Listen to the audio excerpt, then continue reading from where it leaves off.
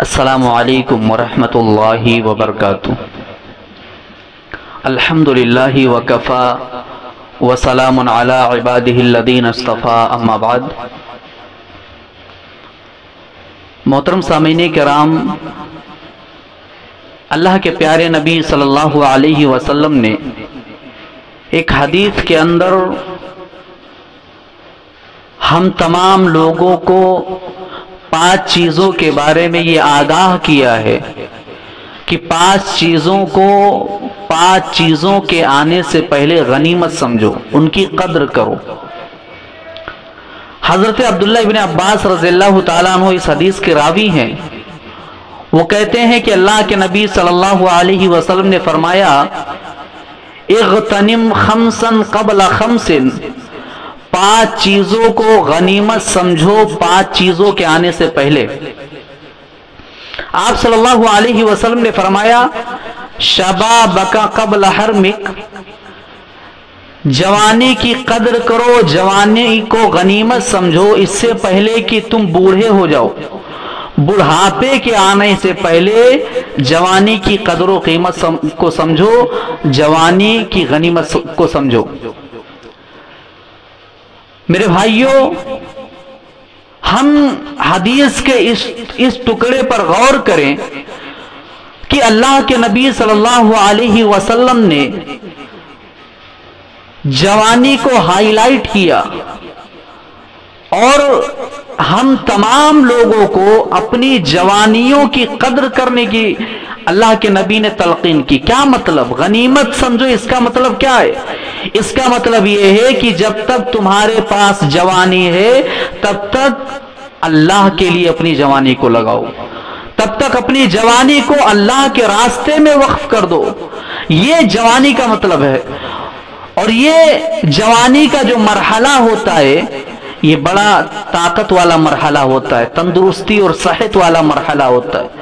آج کتنے ایسے لوگ ہیں جو بوڑھے ہیں، کمزور ہیں، چل نہیں سکتے، مسجد میں آنا چاہتے ہیں، نماز پڑھنے کی خواہش ہے مسجد میں آ کر کے، مگر وہ کمزور ہیں، بوڑھے ہو چکے ہیں، مسجد میں نہیں آ سکتے۔ جب تک انسان جوان ہے قیام بھی صحیح سے کر لیتا ہے، رکوع بھی وہ مکمل طریقے سے نبی کے سنت کے مطابق کر سکتا ہے، سجدے اور نماز کے جو بھی عمل ہیں وہ صحیح طریقے سے کر سکتا ہے۔ تو جوانی میں جو کام انسان کر سکتا ہے وہ بڑھاپے میں نہیں کر سکتا ہے۔ اسی لیے اللہ کے نبی صلی اللہ علیہ وسلم نے فرمایا، جوانی کی قدر و قیمت کو سمجھو اس سے پہلے کہ بوڑھے ہو جاؤ۔ قرآن و حدیث کے اندر کئی مقامات پر جوانوں کو اللہ رب العالمین نے اور اس کے رسول صلی اللہ علیہ وسلم نے خاص طور سے کئی مقامات پر نصیحتیں کی ہیں۔ آپ دیکھیے، حضرت ابراہیم علیہ السلام کی مثال لے لیجئے۔ یہ اکیلا نوجوان، پوری قوم اس نوجوان کے خلاف ہے، اور یہ نوجوان اللہ کے توحید کا گن گاتا رہتا ہے لوگوں کے سامنے۔ یہ نوجوان اللہ کے توحید کا علم لوگوں کے سامنے بلند کرتا رہتا ہے۔ اس نوجوان کو کسی کا خوف نہیں، کسی کا ڈر نہیں، یہاں تک کہ اللہ نے اس توحید والے بندے کو، امام الموحدین کو، حضرت ابراہیم علیہ السلام نے اتنی طاقت اور اتنی ہمت اور اتنی جرأت دی کہ یہ نوجوان ان کافروں کے بت خانوں میں گھس گیا اور بت خانوں میں گھس کر کے تمام بتوں کو توڑ دیا۔ اللہ رب العالمین نے اس واقعے کو بیان کیا، اور بیان کرنے کے بعد حضرت ابراہیم علیہ السلام کے صفات کو اللہ نے ہائی لائٹ کیا ہے۔ فَتَن يَذْكُرُهُمْ، جب قوم کے لوگ واپس آئے تو کسی نے کہا کہ ایک نوجوان ہے ابراہیم نام کا جو ان بتوں کا ذکر کرتا رہتا ہے۔ اللہ رب العالمین نے یہاں پر فتن کا لفظ جو ہے، یعنی جوانی کا جو لفظ ہے، وہ ہائی لائٹ کیا ہے۔ جوانی میں جو جرأت ہوتی ہے وہ کسی اور عمر میں نہیں ہوتی ہے۔ میرے بھائیوں، آج کتنے ایسے نوجوان ہیں جو اپنی جوانیاں دیوانیوں میں گزار رہے ہیں۔ جن نوجوانوں کی ضرورت تھی اللہ کے گھر کی، کہ وہ اللہ کے گھر میں آئے، سجدوں سے، رکوع سے، اللہ کے سامنے ہاتھ اٹھانے سے مسجدوں کو سجا دے. آج وہ نوجوان، افسوس کی بات یہ ہے، سماج اور معاشرے کے اندر گلیوں کی رونق بنے ہوئے ہیں. آج وہ نوجوان سوشل میڈیا پر طرح طرح کے گناہ کر رہے ہیں. آج نوجوانوں کا جو راستہ ہونا چاہیے اس راستے کو چھوڑ کر کے کسی اور راستے پر جا رہے ہیں. ایک شاعر کہتا ہے کہ اس سے پہلے کہ یہ مٹی کا بدن خاک بنے، باوضو ہو کے مصلی پہ جوانی رکھ دو. تو نوجوانوں، اپنی جوانی کی قدر کرتے ہوئے آؤ اور اللہ کے گھر کی طرف آؤ. اللہ سے جڑ جاؤ، قرآن سے جڑ جاؤ، رسول سے جڑ جاؤ، اور دین کی خدمت جس طریقے سے صحابہ نے کیا اس طریقے سے کرو. تو اللہ کے نبی صلی اللہ علیہ وسلم کی جو حدیث ہم نے ابھی سنی، شبابک قبل حرمک، جوانی کو غنیمت سمجھو اس سے پہلے کہ بوڑھے ہو جاؤ. اس کے بعد اللہ کے نبی صلی اللہ علیہ وسلم نے فرمایا وصحتک قبل سقمک، صحت کو غنیمت سمجھو اس سے پہلے کہ تم بیمار ہو جاؤ. کتنے ایسے لوگ ہم روز ہیں، کوئی بیماری نہیں، کچھ بھی نہیں، پتہ چلا صبح اچھے سے گھوم رہا تھا، شام کو لقوہ مار دیا، شام کو کسی بیماری میں مبتلا ہو گیا. ہم نے دیکھا صبح ہمارے ساتھ کھا رہا ہے، پی رہا ہے، گھوم رہا ہے، سب کچھ ہے، اچھا خاصا آدمی ہے، شام کو بیمار ہو گیا، اللہ نے کوئی بیماری دے دی، بخار ہو گیا، ٹائیفائیڈ ہو گیا، ملیریا ہو گیا، اور اس بیماری میں مبتلا ہو کر کے انسان ختم ہو جاتا ہے، مر جاتا ہے. جب تک صحت ہے اللہ کے راستے میں اپنے صحت کو لگاؤ، صحت کی تندرستی کو سمجھو. جب تک اللہ رب العالمین نے یہ طاقت دیا ہے اس طاقت کو اللہ رب العالمین کے لیے لگاؤ. وصحتک قبل سقمک، اس سے پہلے کہ بیمار ہو جاؤ. اس کے بعد اللہ کے نبی صلی اللہ علیہ وسلم نے فرمایا وغناک قبل فقرک، مالداری کو غنیمت سمجھو اس سے پہلے کہ تم فقیر ہو جاؤ. کتنے ایسے مالدار تھے جو کل تک کروڑ پتی تھے، ارب پتی تھے، آج وہ بھیک مانگنے پر مجبور ہے. دولت ہمیشہ نہیں رہتی ہے، کہتے ہیں کہ دولت ہاتھوں کا میل ہے، دولت آج ہے کل نہیں رہے گی. جب تک دولت ہے تب تک اپنی دولت کو اللہ کے راستے میں لگاؤ. دولت کا کوئی بھروسہ نہیں ہے. آج انسان مالدار ہے، امیر ہے، دولت والا ہے، ہو سکتا ہے کل اس کے پاس دولت نہ رہے.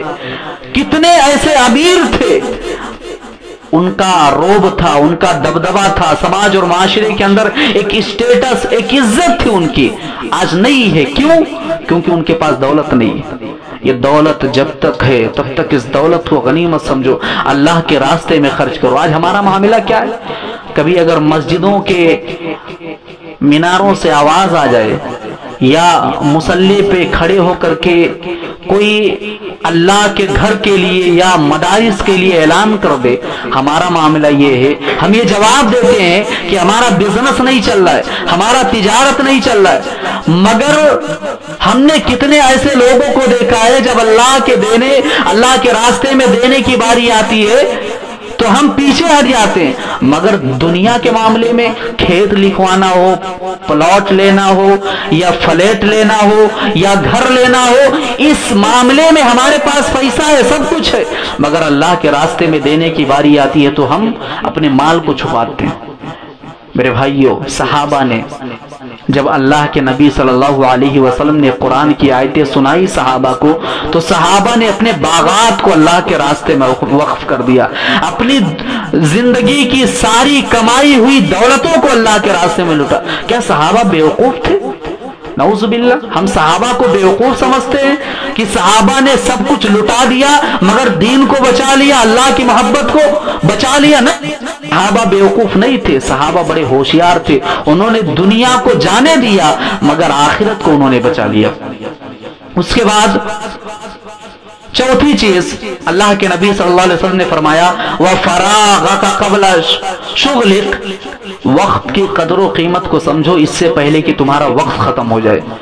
آج ہمارے پاس ٹائم ہی نہیں ہے.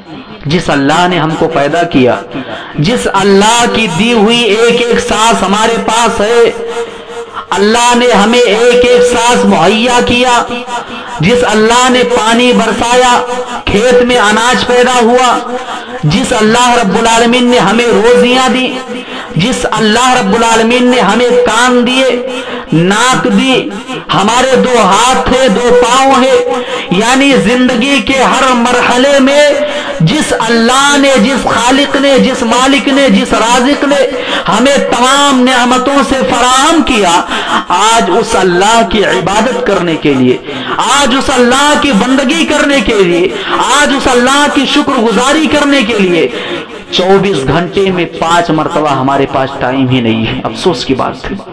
وَفَرَاغَكَ قَبْلَ شُغْلِكَ، اپنے وقت کی قدر و قیمت کو سمجھو، اس مالک کی بندگی کرنے کے لیے، شکر گزاری کرنے کے لیے 24 گھنٹے میں 5 مرتبہ ہمارے پاس ٹائم ہی نہیں ہے۔ ہم فجر میں غائب ہیں، ہم ظہر میں غائب، ہم عصر کی نماز میں غائب، ہم عشاء میں غائب، ہم تمام نمازوں کو ترک کر دیتے ہیں۔ افسوس کی بات ہے، ایک کتے کی مثال لے لیجئے، ایک کتے کو اس کا مالک کھانا کھلاتا ہے، سب کچھ کھلاتا ہے، وہ کتا اپنے مالک کا بڑا وفادار ہوتا ہے۔ ایک گھوڑا لے لیجئے، ایک گھوڑے کو اس کا مالک تھوڑا سا چارہ کھلاتا ہے، گھاس کھلاتا ہے، وہ گھوڑا اپنے مالک کا اتنا وفادار ہوتا ہے کہ میدان جنگ کے اندر بھی اپنے مالک کے ساتھ کود جاتا ہے اور اپنے جان کی پرواہ نہیں کرتا ہے۔ افسوس کی بات تو یہ ہے کہ ہم یہ کمتر جانور جن کی ہم مثالیں دیتے ہیں، ان جانوروں سے بھی بدتر ہو چکے ہیں۔ یہ ہمیں سوچنا چاہیے، غور کرنا چاہیے۔ آج اس اللہ کی بندگی کے لیے ہمارے پاس ٹائم ہی نہیں۔ ایک مسلمان بیمار ہو گیا، اس کی عیادت کرنے کے لیے ہمارے پاس ٹائم ہی نہیں ہے۔ ایک مسلمان، اس کا انتقال ہو گیا، اس کے جنازے میں شریک ہونے کے لیے ہمارے پاس ٹائم ہی نہیں ہے۔ یہ آج ہمارے ٹائم کی بات ہے، آج یہ ہمارے ٹائم کا معاملہ ہے۔ دنیا کے معاملے میں ہمارے پاس سب کچھ ہے، سارا ٹائم ہے، مگر اے لوگوں، ہمارے پاس جب دین کا معاملہ آتا ہے تو ٹائم ہی نہیں ہے۔ یہ افسوس کی بات ہے۔ وَفَرَاغَكَ قَبْلَ شُغْلِكَ، اپنے ٹائم کی قدر و قیمت کو سمجھو، اس سے پہلے کہ تمہارا ٹائم ختم ہو جائے، تمہارا وقت ختم ہو جائے۔ آخری چیز اللہ کے نبی صلی اللہ علیہ وسلم نے فرمایا وَحَيَاتَكَ قَبْلَ مَوْتِكَ، اپنی زندگی کی قدر و قیمت کو سمجھو، اس سے پہلے کہ تمہاری زندگی ختم ہو جائے، تمہاری زندگی کا اختتام ہو جائے، موت تمہارے پاس آ جائے۔ کل نفس ذائقۃ الموت، ایک نہ ایک دن ہر انسان سے موت کا فرشتہ ملاقات کرے گا۔ موت آنی ہے، موت برحق ہے، موت سے نہیں بھاگ سکتے ہو۔ دنیا کے کسی بھی کونے میں چلے جاؤ، اینما تکونوا یدرککم الموت ولو کنتم فی بروج مشیدہ، اللہ نے چیلنج کیا، کہا کہ دنیا کے کسی بھی کونے کے اندر چلے جاؤ، بڑے سے بڑا سیکورٹی لے لو، کہیں بھی کسی بھی محل کے اندر قید ہو جاؤ، مگر تم موت سے نہیں بچ سکتے ہو۔ موت تمہیں آ کر کے رہے گی، موت بچ سکتے ہو۔ آج میڈیکل سائنس بڑی ترقی کر چکی ہے، دنیا کے اندر ہر بیماریوں پر ریسرچ، کا علاج اور دوا سب کچھ ڈھونڈا جا رہا ہے، مگر اے لوگوں، ایک بیماری ایسی ہے، ایک چیز ایسی ہے جس کا کوئی علاج نہیں، وہ ہے موت۔ موت کا کوئی علاج نہیں، موت کا کوئی دوا نہیں۔ آج انسان کروڑ پتی ہے، اس کے پاس سب کچھ ہے، دنیا کی تمام چیزیں خرید سکتا ہے، مگر وہ زندگی نہیں خرید سکتا۔ یہ زندگی کی حقیقت ہے۔ ایک انسان جو پوری زندگی محنتیں کرتا ہے، بناتا ہے، اپنے فیوچر کو بناتا ہے، اپنے کل کو بناتا ہے، پتا چلتا ہے کہ کل کے آنے سے پہلے، اپنا فیوچر دیکھنے سے پہلے، سب کچھ تیار کرنے کے بعد اس کی موت آ جاتی۔ یہ انسان کی زندگی کی حقیقت۔ اس دنیا کی تاریخ نے ایسے لوگوں کو دیکھا جو دنیا کی تاریخ میں بہت بڑے بڑے کہلائے، جن کی مثالیں دی جاتی ہیں، جن کی بادشاہت بے مثال تھی، جن کی دولتیں بے مثال تھی، جن کی طاقتیں بے مثال تھی۔ قوم عاد کو لے لیجئے، قوم سمود کو لے لیجئے، حضرت لوط علیہ السلام کے قوم کے لوگوں کی مثالیں لے لیجئے۔ ان کی طاقت کا اندازہ آپ قرآن پڑھیے، دیکھیے قرآن کو ترجمے کے ساتھ، تفسیر کے ساتھ، پتھروں کو تراش کر کے اپنے ہاتھوں سے گھر بنا لیا کرتے تھے، مگر اللہ رب العالمین نے کہا الم تر کیف فعل ربک بعاد ارم ذات العماد التي لم يخلق مثلها في البلاد۔ دنیا کی طاقتور جو یہ کہا کہ ہم سے زیادہ طاقتور کو، ہم سب سے زیادہ طاقتور اس دنیا کے اندر، ان طاقتور لوگوں کو اللہ رب العالمین نے دنیا والوں کے سامنے عبرت بنا دی۔ آج وہ دنیا والوں کے لیے مثال ہیں۔ اللہ رب العالمین نے ان کے اوپر بھی موت طاری کی، وہ بھی مر گئے۔ فرعون کا نام ہم نے سنا، کتنا بڑا بادشاہ تھا، کہتا تھا میں رب ہوں تمہارا، اپنے آپ کو رب کہتا تھا، قوم والوں کو کہتا تھا مجھے رب مانو، اپنے آپ کو رب کہتا تھا۔ اور جس دریا پر، جس سمندر پر وہ فخر کرتا تھا کہ مصر کے بغل میں یہ مصر کے نیچے جو دریا بہ رہا ہے، جو سمندر بہ رہا ہے، جس دریا پر وہ فخر کرتا تھا، اللہ رب العالمین نے اسی دریا کے اندر اسے ڈبو کر کے دنیا والوں کے سامنے عبرت بنا دی۔ قارون کا نام ہم نے سنا، کتنی دولتیں تھی اس کے پاس، پہلوانوں کی ایک جماعت، اس خزانے کی چابیاں اتنی وزنی ہوتی کہ پہلوانوں کی ایک جماعت اس کے چابی تھی، بتائیے آپ۔ لیکن قارون کو اللہ رب العالمین نے دنیا والوں کے سامنے عبرت بنایا، اسے بھی موت آئی۔ پتہ یہ چلا کہ کامیاب آدمی وہ نہیں جس کے پاس دولت، جس کے پاس عہدہ، جس کے پاس منصب، کامیاب آدمی وہ ہے جو کل قیامت کے دن اللہ نے کہا فمن زحزح عن النار وادخل الجنت فقد فاز، جسے جہنم سے بچا لیا جائے اور جنت کے اندر داخل کر دیا جائے وہی کامیاب ہے۔ یہ کامیابی کا راز اللہ رب العالمین نے قرآن کے اندر بیان کیا۔ تو زندگی کا کوئی بھروسہ نہیں ہے، جب تک زندگی ہے تب تک زندگی کی قدر و قیمت کو سمجھو۔ آج ہم دنیا کے اندر اس طریقے سے جی رہے ہیں، ایسا لگتا ہے کہ ہمیں موت آنی ہی نہیں ہے، ہمیں موت آنی ہی نہیں، ہم مریں گے ہی نہیں، اس طریقے سے آج ہم زندگی گزار رہے ہیں۔ ایسا نہیں ہونا چاہیے۔ اللہ رب العالمین ہم تمام لوگوں کو اپنی زندگی کو اللہ کے لیے لگانے کی توفیق دے، آمین۔ وآخر دعوانا الحمدللہ رب العالمین، والسلام علیکم ورحمۃ اللہ وبرکاتہ۔